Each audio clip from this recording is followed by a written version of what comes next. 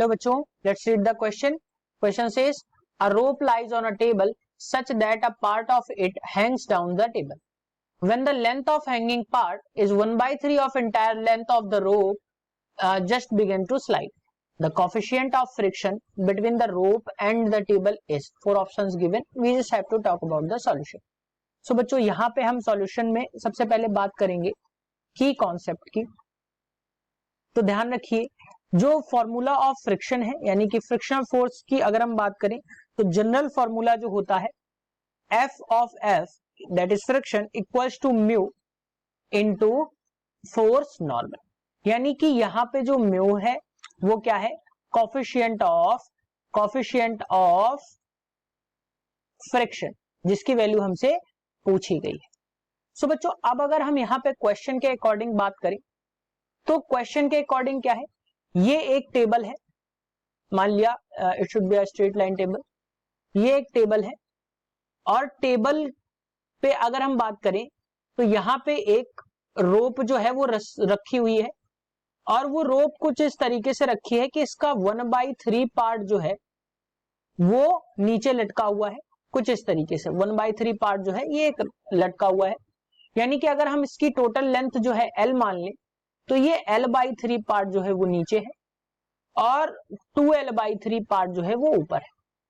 मास अगर हम इस रोप का M मान लें तो लटके हुए पार्ट का मास कितना हो जाएगा M/L इंटू L/3. कितना हो जाएगा it should be capital L. अगर बच्चों हमने टोटल L मानी है तो ये कैपिटल L या अगर हम टोटल L मानी है तो ये स्मॉल l होना चाहिए और ये भी स्मॉल l होना चाहिए. सो बच्चों यहां से जो मास आएगा वो कितना आएगा 2m into L into L/3. अब अगर हम बच्चों बात करें इस रखे हुए भाग के मास की तो वो कितना हो जाएगा वो हो जाएगा आपका 3 इंटू L/4 इंटू ये m. ये जो है ये रखे हुए भाग का जो मास है वो हो जाएगा.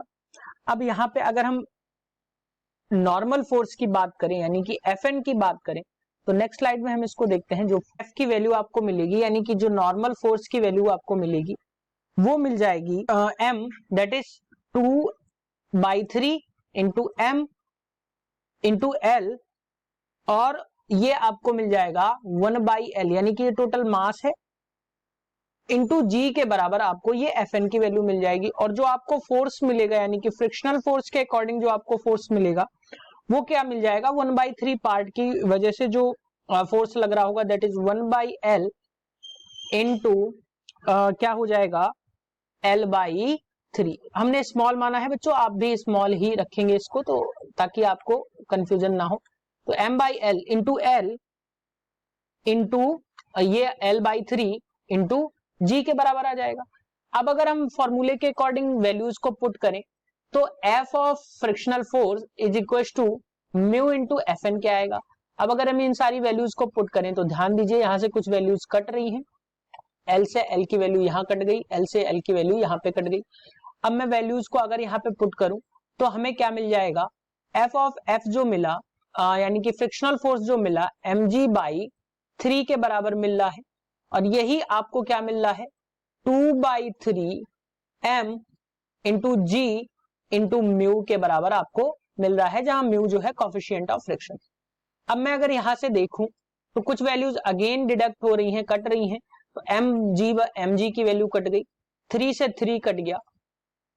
सो यहां से जो म्यू की वैल्यू बची वो क्या बची म्यू इक्वल्स टू 1/2 यानी कि म्यू की वैल्यू जो आई वो 0.5 यानी कि फ्रिक्शन जो कोफिशिएंट ऑफ फ्रिक्शन आया वो 0.5 के बराबर आया.